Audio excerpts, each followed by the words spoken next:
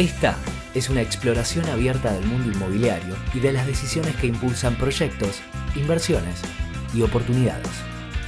Con nuestras perspectivas y diálogos con líderes del sector, desentrañamos cómo se combinan las piezas claves para convertir ideas en resultados concretos. Presentado por Grupo SIG. Bienvenidos a RELAB, el podcast de Real Estate. Hola a todos, bienvenidos a este nuevo episodio de RELAB, el podcast de Real Estate. Muchas gracias a Grupo SG, nuestro productor, a ENRE, Escuela de Real Estate, nuestro sponsor, y a Stay Real, donde estamos grabando este capítulo. Damián, ¿cómo estamos? Hola Herman, ¿cómo estás? Bien, muy bien, contento, recién vuelto de viaje con algunas ideas y cosas vistas que la verdad que me interesaron mucho, que me parece que son muy aplicables en nuestro mercado. Y sabés que estaba pensando en un episodio que grabamos hace unas semanas que nosotros llamamos la agenda de la productividad. ¿Te acordás de qué se trataba eso? Sí, con el aumento fenomenal de costos de la construcción, para llevarlo al extremo, lo que en otro momento eran temas que estaban completamente fuera de agenda, tales como encontrar que en una obra había gente recorriendo los edificios o las construcciones, llevando baldes con cosas de acá para allá, y que con los salarios más bajos del planeta, probablemente, como supimos tener en el gobierno anterior durante varios años, no eran importantes. Hoy es más bien todo lo contrario, ¿verdad? Es decir, todo está carísimo y los márgenes se han erosionado a tal punto que es imprescindible ponerle foco a estos temas que tienen que ver con sacarle la punta al lápiz en esta materia, en el subcomponente materiales y también en el subcomponente mano de obra, y todo bajo el paraguas de una cosa que en Argentina estuvo ajena durante años, que es el concepto de la productividad, ¿no? Claro. Bueno, la productividad aplicaría a muchos rubros, a la construcción es uno de ellos, pero también a todo el proceso de un desarrollo inmobiliario, de principio a fin, ¿no? A todos los aspectos. Sea aparte que en la CEDU particularmente están promoviendo una iniciativa relativa a los métodos constructivos y a los costos de construcción. ¿Por qué no cuentas un poco brevemente qué es la mirada que hay atrás de todo eso? En primer lugar, el tomar conciencia, ¿no? Que hoy por hoy, si uno no toma cartas en el asunto, las chances que el proyecto esté bajo el agua, entre comillas, lo que significa que no tenga rentabilidad o que incluso pierda plata, son bastante altas. Así que en base a eso, entre otras cosas, abrimos la cabeza a la posibilidad de importar insumos de la construcción de algunos lugares del mundo en los cuales esto es más barato, y en algunos lugares es mucho más barato que en Argentina. Por ejemplo, en China, no solo en China, pero por ejemplo en China, estamos yendo efectivamente con una delegación de miembros de la Cámara a una feria de construcción gigante en Cantón, que es el sur de China, para ver eso. Tiene sus detalles y su especialidad. Digo, no es tan simple como pasar por la feria y comprar un montón de porcelanato. Seguro que no es tan simple como eso, pero hay que aprender, hay que explorar y aprender, y lo veremos. Y eso incluye desde comprar grifería eventualmente hasta comprar las casas y traerlas. Digo, o sea, vamos con una agenda muy amplia, y con un criterio como muy flexible para despertar el interés de hacer después foco en aquellos segmentos que tengan más interés. Claro. Bueno, seguramente eso va a ser tema que vamos a tratar un poquito más adelante, sobre todo después de que regresen para conocer esa experiencia. Pero yo pensando en la agenda productividad, se me ocurría que eso atañe a una parte de la ecuación, que es la parte de los costos, ¿no? Pero que está la otra parte de la ecuación, que es la parte de los ingresos. Es cómo hacemos para que haya más ingresos en cualquier proyecto inmobiliario. Y lo que me empezó a parecer cada vez más evidente es que, primero, para trabajar en los ingresos, un área muy importante es el producto. Es cuál es el producto que estás vendiendo. Porque el producto es lo que el cliente paga, es lo que el cliente está dispuesto a desembolsar un dinero para tener. Y no es lo mismo cualquier producto. Está dispuesto a desembolsar más dinero por ciertos productos y menos dinero por otros productos. Pero la segunda cosa que se me ocurrió dentro de los productos es lo que yo daría en llamar los formatos. Porque lo que me parece es que está habiendo un cambio, una nueva visión, un nuevo abordaje a los formatos de los proyectos. Y recientemente que estuvimos en un panel con Gonzalo de la Serna, Gonzalo de la Serna, CEO de Consultatio, dijo una frase que a mí me gustó mucho y que me parece que de alguna manera corporiza este concepto. Dijo, hoy todo es nicho, ¿no? Y se estaba refiriendo a Nordelta y Puertos, los dos grandes proyectos de Consultatio, y la diferencia entre cada uno de ellos. Y decía, no podemos hacer lo mismo en Nordelta que Puertos, porque cada uno de esos proyectos es un nicho, y dentro de esos proyectos hay otros nichos, y el nicho, el segmento, el cliente, la necesidad, determina formatos que son muy diferentes. Y entonces, ¿qué es lo que veo? Lo que veo es que tenemos un cambio de escala, de las escalas grandes a las escalas más pequeñas. Pero no por una cuestión de escala en sí misma, sino porque la escala más pequeña permite abordar a un nicho específico, permite responder a una necesidad específica y darle una mejor solución. Entonces me ocurrió hablar o mencionar rápidamente 4 tipologías, 4 productos inmobiliarios en los cuales esto se puede verificar. Oficinas, logística, supermercados y vivienda, que son de los más importantes de nuestro mercado. En oficinas creo que es bastante claro. En oficinas teníamos distritos de oficinas centrales, en los distritos financieros, que estaban en un lugar central, grandes edificios muy poco caracterizados, ¿no? Eran un núcleo, una planta libre, un Corte Inmueble afuera, y no había ninguna caracterización, y cuanto más volumen mejor, más escala. ¿Y a qué pasamos con las oficinas? Pasamos de distritos centrales, cercanos a los distritos financieros, grandes edificios, muy poco caracterizados, muy iguales desde hace 50 años, a por un lado los espacios flex o los espacios coworking, que son con mucho carácter, con mucha variedad, con mucha interacción entre diferentes grupos y dirigidos a comunidades específicas, ¿no? Vos tenés el coworking que es para la empresa de tecnología, el coworking que es para un segmento de consumo masivo, donde se juntan ciertas empresas, espacios más pequeños. Y por otro lado, un resurgimiento de espacios de oficina en zonas barriales, en zonas alejadas de los distritos centrales. En Buenos Aires podemos ver, Chacarita empieza a tener oficinas. Las oficinas enfrente del hipódromo, que antes se llamaba Paseo Gijena, creo que se llama ahora Palermo. La verdad que no era un producto que hace 10 años hubiese funcionado bien, porque nadie iba a tener una oficina en ese lugar. En distintos lugares de zona norte, edificios más pequeños, más caracterizados y más cercanos a donde vive la gente. Entonces, ahí se ve un acercamiento al formato grande, al formato más pequeño, y nuevamente buscando el nicho, buscando el segmento, buscando responder cada uno a una necesidad particular. Tenemos lo mismo en supermercados. Yo creo que en supermercados fue donde empezó esta tendencia.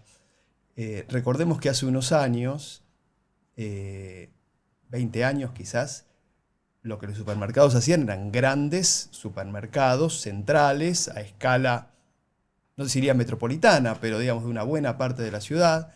La gente planificaba sus compras, iba una vez por semana, hacía grandes compras, había grandes estacionamientos rodeándolo, grandes superficies, un stock enorme y una operación que pasaba por la masividad. Y progresivamente los supermercados fueron abandonando estas locaciones que eran carísimas, que eran muy difíciles de mantener, donde aparte la gestión de stocks era tremenda, porque tenías que tener una cantidad enorme de producto indiferenciado para una cantidad de gente muy grande, a los mercados de conveniencia. Hoy todas las cadenas, Día, Carrefour, qué sé yo, tendría que nombrar otras más que no me acuerdo en este momento, todas tienen supermercados de conveniencia, están cerca de los clientes, el stock que tienen ahí es el que corresponde a esa zona en particular, pueden hacer una logística mucho más distribuida, necesitan locales mucho más pequeños, mucho menos demandantes, que los pueden ir cambiando de lugar a medida que cambian las necesidades de los clientes. Entonces pasamos de la gran escala también a la escala más pequeña, al nicho específico que estás abasteciendo. Hay un tercer segmento donde es muy evidente que eso sucede, que es la logística, ¿no? En logística teníamos la grandes planificación de distribución de productos que se hacía directamente desde grandes depósitos hacia los negocios, hacia los retailers que vendían en ese lugar. Cuando aparece el e-commerce, destruye esta lógica, porque el e-commerce se trata o involucra que el paquete le llega directamente a la casa del usuario. Primero, no se trata más de solamente distribuir o transportar pallets o grandes cantidades de producto. Ahora se trata de paquetes que llegan a la casa de la gente. Y empieza a haber necesidades de acercarse, de que los que llaman los dadores de carga, es decir, quienes tienen los productos, se acerquen a los lugares en los cuales van a distribuir para poder hacerlo de una manera más eficiente. Y ahí surge lo que todos conocemos, que es la logística de última milla, ¿no?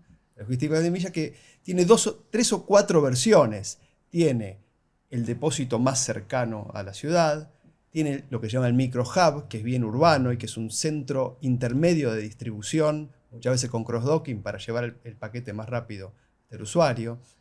Empiezan a aparecer productos mixtos donde las empresas se instalan dentro de la ciudad en lugares que involucran depósitos, que involucran también otras áreas de su operación y tienen toda su operación dentro de la ciudad en espacios pequeños. Y operadores específicos de última milla que tienen sus depósitos y sus camiones circulando todo el tiempo entre diferentes puntos de la ciudad. Entonces, nuevamente, claramente en logística vemos este cambio de que solo existan los grandes depósitos suburbanos a que empiece a haber una cantidad de otros formatos a medida que uno se acerca. Y nuevamente hablamos del nicho, de la necesidad específica de un segmento y responder a esa necesidad específica. Y finalmente en vivienda me vuelvo a referir a lo que mencionaba Gonzalo de la Serna, de que todo es nicho. Y me pareció muy interesante ese ejemplo. Gonzalo mencionaba que cuando empezaron puertos, dijeron, bueno, esto es Nordelta 2. ¿No? Hacemos lo mismo que en Nordelta y nos va a ir bien. Y no les fue bien. O les costó mucho, ¿no?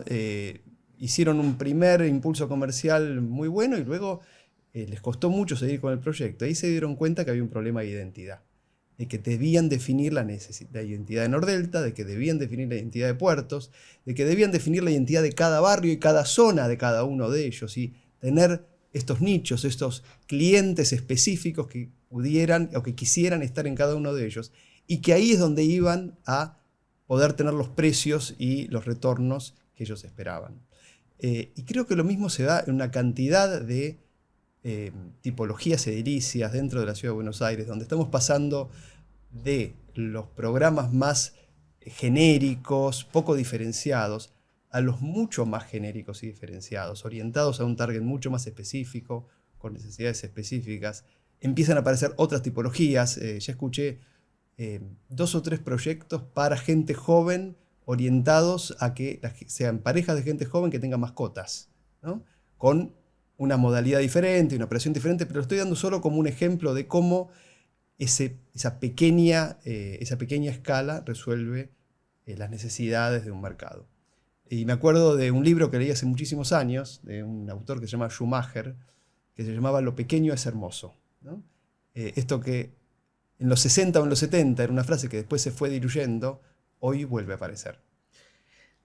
La verdad que está muy bien en la aproximación y coincido completamente. En el mundo residencial, lo más notable que al respecto ha aparecido en los últimos años, que todavía tiene una presencia muy embrionaria en nuestro mercado local y en otros mercados más desarrollados, se lo ve con mucho más potencia y con resultados muy exitosos, yo diría sorprendentemente exitosos, es el formato de lo que se llama branded residencies, las residencias, los departamentos, las viviendas, que vienen con una marca, ¿verdad? Una marca que las identifica, pero no la marca, como el caso de Puertos, de Nordelta o de la gran mayoría de los proyectos que vemos en Buenos Aires, inventadas por el propio desarrollador o por alguna agencia creativa que los orienta, sino importada de otro segmento, de otra actividad, ¿no? Claro. Y los hay en diversos formatos y de distintas actividades y con diversos resultados además, pero que sí efectivamente tienen por objetivo apuntar a un nicho específico, ¿verdad? Los que han tenido la oportunidad de recorrer Miami, por supuesto, seguro se vieron impactados por la Torre Porsche, ¿no? Que con la marca Porsche, de autos Porsche, que por su propia arquitectura es muy impactante, y llama la atención. Es una que te lleva el auto hasta tu piso, hasta tu departamento, una torre gigante, hasta tu departamento con un ascensor, que por supuesto todo el mundo pregunta si es obligatorio que sea Porsche, obviamente, y las respuestas son de las más variadas. Pero no es solo Porsche, digo, eso es lo que más llama la atención, ¿verdad? Pero por supuesto hay un montón de proyectos, y no solo en Miami, en todo el mundo desarrollado, con marcas que los identifican provenientes o del mundo de los autos, ¿verdad? Alta gama, bueno, la familia Cotto, Argentina, acaba de terminar un proyecto con la marca Aston Martin de autos en Miami, que es impresionante, impactante, que recurrió a la misma fórmula, pero después está lleno de proyectos vinculados con la moda, claro, ¿no? La marca Armani, marcas de indumentaria, y naturalmente, que es por ahí lo que tiene más potencia de crecimiento en los últimos tiempos, los que vienen con la marca del universo hotelero, claro, y que en muchísimos casos el desarrollador procura, y a veces lo logra y a veces no, que la marca se aplique a un proyecto exclusivamente residencial, que no tenga un hotel, aunque sea un edificio que lleve la impronta o la marca de una cadena hotelera súper reputada o súper prestigiosa, ¿verdad? Uh-huh. Y no es solamente poner la marca, sino que la propia marca después le tiene que dar a la gente los servicios que la gente espera que tenga cuando vive en un edificio que tiene una marca de esa naturaleza. Y esa ha sido en el segmento o en el mundo residencial una fórmula o una clave muy efectiva para esta estrategia de microsegmentación, porque efectivamente, lo mismo que preguntan cuando entran a la Torre Porsche si es obligatorio entrar con un Porsche, también preguntan si es apto para mujeres, ¿no? Porque también es una pregunta estúpida, pero quiero decir, tiene una impronta un poco masculina el edificio con una marca de autos deportivos, por llamarlo de alguna manera, ¿no? No exclusivamente masculina, pero digo, tiene algo de eso también. Y las de modas, ¿no? En Miami hay un edificio que le pusieron la marca de una revista de modas, Elle se llama, ¿no? Y esa es muy femenina, todo lo contrario. Claro. Y hay para todos tipos y colores. Traigo el ejemplo de Miami naturalmente porque son los campeones mundiales en marketing inmobiliario. Correcto. Entonces es lindo ejemplo para tratar este tema, pero esto no pasa solo en Miami, ¿no? Sí, y aparte el marketing a veces tiene mala prensa, pero el marketing en su base es entender la demanda del consumidor, entender qué es lo que valora el consumidor y poder darle eso que el consumidor valora, ¿no? Y habrá unos que valoran Porsche y habrá otros que valoran el depósito de última milla. Cada uno valora lo que valora, pero en la medida en que quienes hacen proyectos puedan entender esa demanda y hacer un producto en un formato ajustado a esa demanda, seguramente sus ingresos van a ser mejores, van a estar más ajustados, la gente va a querer pagar más para tenerlos. Y es la otra cara de la moneda de la agenda de la productividad.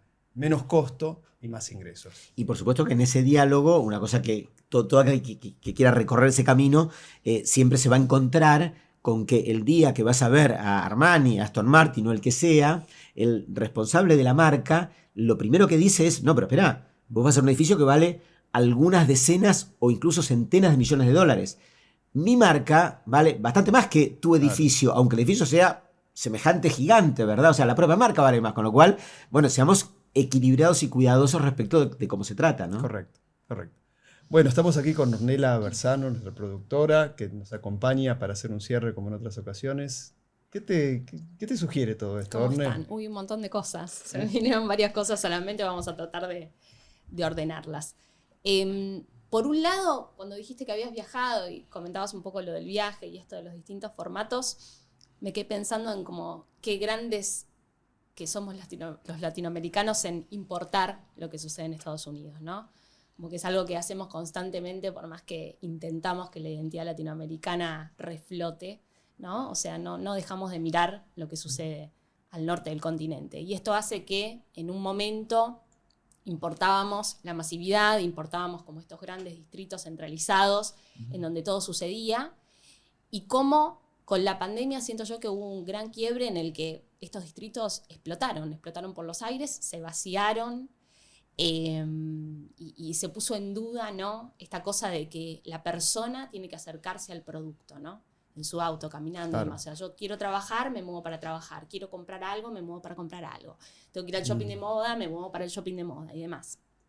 Y me parece que la nueva era tiene que ver con, bueno, no que el producto venga a la gente, ¿no? O sea, yo no me muevo más, me quedo ahí y en mi cercanía tiene que resolverse la vida de las personas. Entonces, puedo trabajar en mi casa o en realidad salgo porque me convoca en la cercanía el coworking, porque puedo sociabilizar con la gente de mi equipo y con otra gente y hacer negocios tomando un café. Prefiero o elijo una marca de indumentaria o un local gastronómico que me dé un plus y algo más cercano a mi casa y no la gran cadena, ¿no?, en donde todos los cafés son iguales. Entonces, me parece que, así como lo nombraron a Gonzalo, me parece que como que otro gran pensador o una persona muy reflexiva respecto de los nuevos modos de habitar tiene que ver, es Ale Gaviansky de HIT, que me parece que es una persona que hoy en día tiene los productos más acordes para la época en la que vivimos y habitamos. Entonces, es esto, ¿no?, como volver a los libros de arquitectura, ¿no?, y de real estate que Damián escribe y publica con tanto trabajo, que tiene que ver con, bueno, tiene que haber un diferencial, ese diferencial tiene que estar cada vez más marcado, tiene que ser cercano a la gente, ¿no?, tiene que poder generar una comunidad, ¿no? O sea, entender y detectar cómo la gente vive en esa comunidad y tratar de que eso se traspase al producto, ¿no? Y aparte de este nicho en el que se genera comunidad y que está como muy diferenciado y cercano, tiene que haber flexibilidad, ¿no? Pues como que nos damos cuenta que tiene que poder cambiar ese producto, ¿no? Y dentro de esta flexibilidad, no solo del producto, sino que también, lamentablemente, donde estamos parados y trabajando, también es una flexibilidad que tiene que acompañar lo económico y lo político, ¿no? O sea, de tasas que fluctúan, de costos que se van al diablo, bueno, vayamos a China, veamos, y demás. Entonces, nada, a ver eso, ¿no? O sea, productos centrados, cercanos, flexibles, y acompañar, ¿no?, las formas de habitar de la gente. O sea, a fin de cuentas lo que hacemos es espacios para que la gente habite. Para acompañar eso. Muy bueno, Orné, Gracias. muchísimas gracias. Bueno, Damián, nos vemos la próxima. Muchas gracias. Bueno, gracias a SG, Grupo SG, nuestro productor, a Enre Real Estate y a Stay Real, donde estamos grabando esto. Nos vemos la próxima. Chau.